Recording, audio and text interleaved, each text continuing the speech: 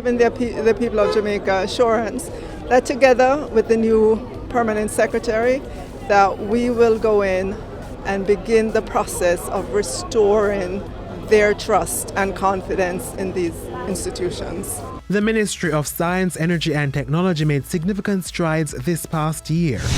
We boast some of the largest solar and wind facilities in the Caribbean, with the 20 megawatt content solar and the 37 megawatt 8 river facilities, in addition to the 62.7 megawatts Wigton wind farm and the 36 megawatts BMR wind facilities.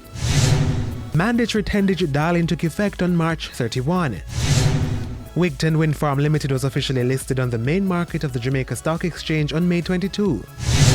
And the government committed more than $1 billion to reducing the cost of electricity supply to the public sector. Upgrades have since been executed at the Maypen Hospital and the Ministry of Education, Youth and Information.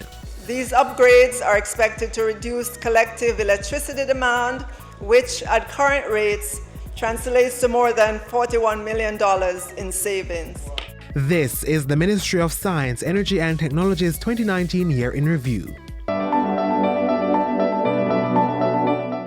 We understand the growing need for connectivity for our people and the need to create a digitally inclusive society where no one is left behind.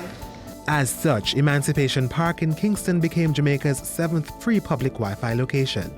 The Universal Service Fund USF opened 2 more community access point CAP sites. I want to applaud USF for the critical work that they're doing in extending the infrastructure to Jamaicans in unserved and underserved communities to have easy and reliable access to the internet. University students and graduates now have a medium to earn valuable work experience in the energy industry through the opening of the Innovation Lab or iLab. With the plethora of changes anticipated, we need a cohort of young people who are equipped with the skills and competencies to lead the energy revolution. eGov Jamaica Limited also started the process of being ISO 27001 certified.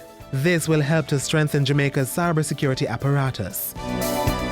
2019 also saw Jamaica becoming a signatory to the International Solar Alliance ISA. This gives the island access to $100 billion for investment opportunities within the solar power sector. Meanwhile, eLearning Jamaica handed over 46 computers to the Jamaica Physiotherapy Association. More and more health practitioners are utilizing smart devices, such as tablets, to aid in patient care and diagnosis, as it offers greater access to records and information in real time.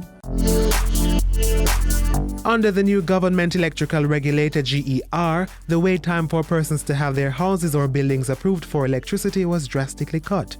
We are saying to the certified electricians, you have a chance now to become a certified inspector.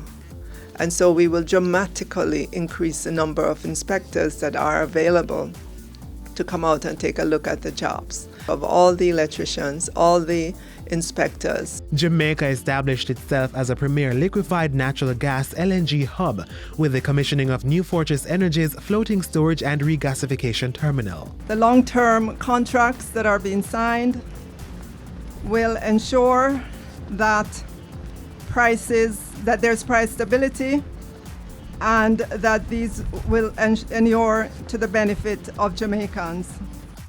The 37 megawatt solar plant at Paradise Park in Westmoreland was also opened and commissioned in 2019.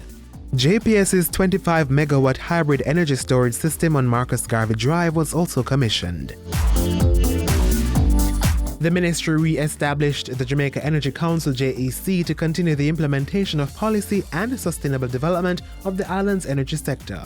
The operations of the Petroleum Corporation of Jamaica were also subsumed into the ministry. This allowed the ministry to have a more comprehensive grasp of the nation's energy sector.